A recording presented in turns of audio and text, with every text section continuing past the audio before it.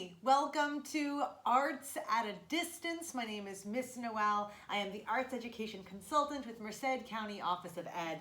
And today on this What in the World Wednesday, we're going to talk a little bit about media art. Now, there's a couple of things that you need as usual. You need a base of some kind because what we're going to be doing is going to result in some visual art patterns. What I have here are two different colors of construction paper. Because we are using paint, I try and stay away more often than not always, but more often than not, from copier paper or anything thinner than that. I recommend something thicker.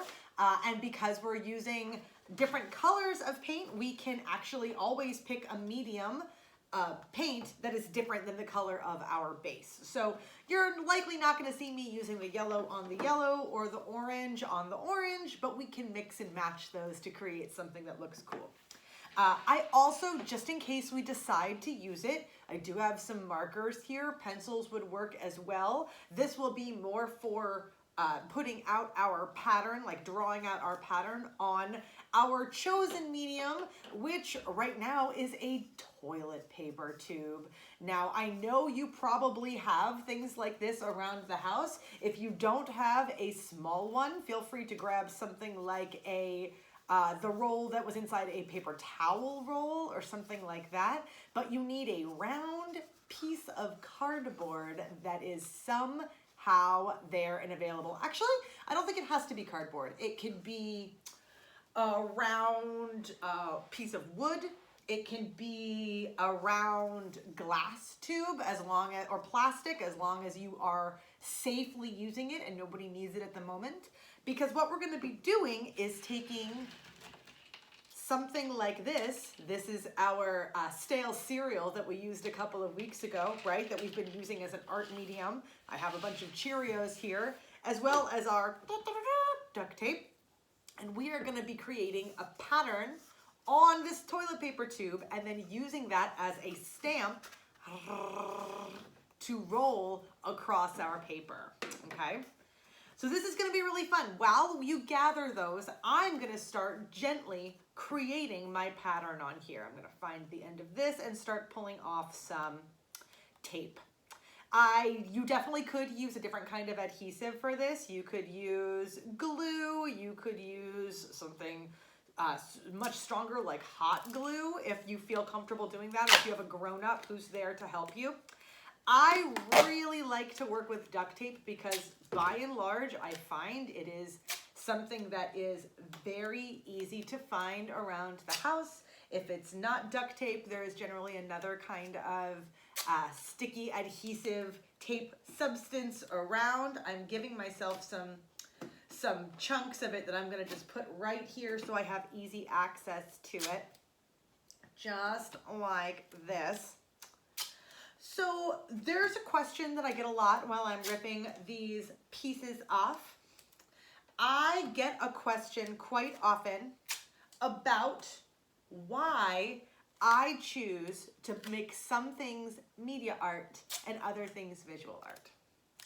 Well, a lot of my particular lessons overlap visual and media art. You've also seen me do media art that is stuff like Robot Dance Party, right? Where we work on our coding skills while also doing some art and movement style lessons. There is absolutely nothing that says that visual art and media art can't overlap. And generally speaking, we've had this discussion before, there's this preconception that media art means you do it with a computer. And I really want to step away from that preconceived notion because yes, oftentimes you do, but it is not the necessary part of media art. What I like to do and call media art is anytime that you are innovating within the medium. In this case, we are taking visual art components like our paint, like our paper, and like our patterns and stamps, and we are creating a system of replicating them over and over again by creating them on the toilet paper tube so it can just be rolled across the paper medium. That to me is an innovation of multiple different kinds of art processes, and I am comfortable calling that media art. Stamp making, print making, I think is something that would fall underneath that particular category. Now, some people might not agree with me, but when it comes down to it, it is really a great idea, if you're curious, to look at the actual standards that are involved in media art teaching and creation, and those should be able to help you figure out whether what you're doing is in fact media art or not. There are some things that will be, there are some things that won't be. I honestly just applaud you for being willing to get up at 8 in the morning and put an art project together, no matter whether that works or doesn't work. I am very, very proud of you for trying something like that, because it is never easy to be creative that early in the day, but it is very, very necessary to get your brain going early in the morning, because it will help you learn. It will give you kind of an inspiration and a trajectory for the rest of your day. And it really makes me happy that you're here doing this with me. Thank you for that. So the pattern I'm creating, if you've been running around grabbing your materials, thank you. The pattern I'm creating is kind of a chevron zigzag almost concept. We've got pieces going from one side to the other in a diagonal, and then coming back down in a diagonal, and then we're gonna keep them raising up again in a diagonal and going down. So we're gonna create it looks like two little mountains and two little valleys with our pieces of cereal. This is not an entirely even pattern. I probably should move like this. I know I'll move a little bit further this way. This I'll move a little bit further this way. This I can adjust. That's the nice thing also about using tape, is that you can always adjust just a little bit. If I had, absolutely cemented this down with some kind of Gorilla Glue or hot glue, I would be struggling right now with the fact that I did not do it exactly right, and then I would be measuring out my next possibility with a fine-tooth comb. I would be making absolutely sure I didn't make that mistake again, and it would take forever, and no one would be happy, and they'd be like, Miss Noelle, why is this week's video 400 minutes instead of just 15? And I'd be like, well, because I messed it up the last time. So, and that's just a whole problem. So we won't even worry about that. Instead, we will use our tape, be able to adjust as we go, and create something like this. So as you can see, we have patterns on the diagonal where the Cheerios are and where they are not. So here's what we're going to try with our experiment. And this is very much an experiment. We're going to pick some paint. Let's go with this white. I think that'll be fun. And I am going to hold with one side. I'm going to take, I don't have a paintbrush on purpose. I in fact grabbed something that could be used to put paint onto the medium. It is a popsicle stick. I'm going to grab a big old hunk of white paint on my popsicle stick, and I'm going to simply place white paint in kind of a blob, honestly, on every one of these Cheerios. Little blob right there, little blob right there.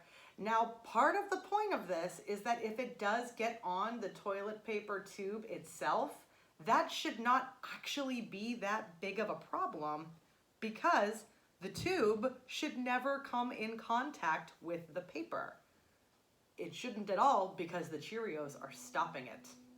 Okay, so we've got that there. Let's see what happens when we take fingers on each side, and we are going to gently roll this across the paper. Whoa! That's pretty cool. So we've got what looks like footprints. See that? Almost like a footprint look. If that were in the wild, I'd be going, what kind of animal makes a track like that? So here's what I'm gonna try next. I'm going to try combining the white on every other Cheerio or piece of cereal. And then the ones in the middle of those, the other ones, I'm going to make gray. And we'll see how that goes. I'm gonna flip my popsicle stick to the other side and use the gray to place in those middle Cheerios. Right there. I am trying to go around the edges. There we are.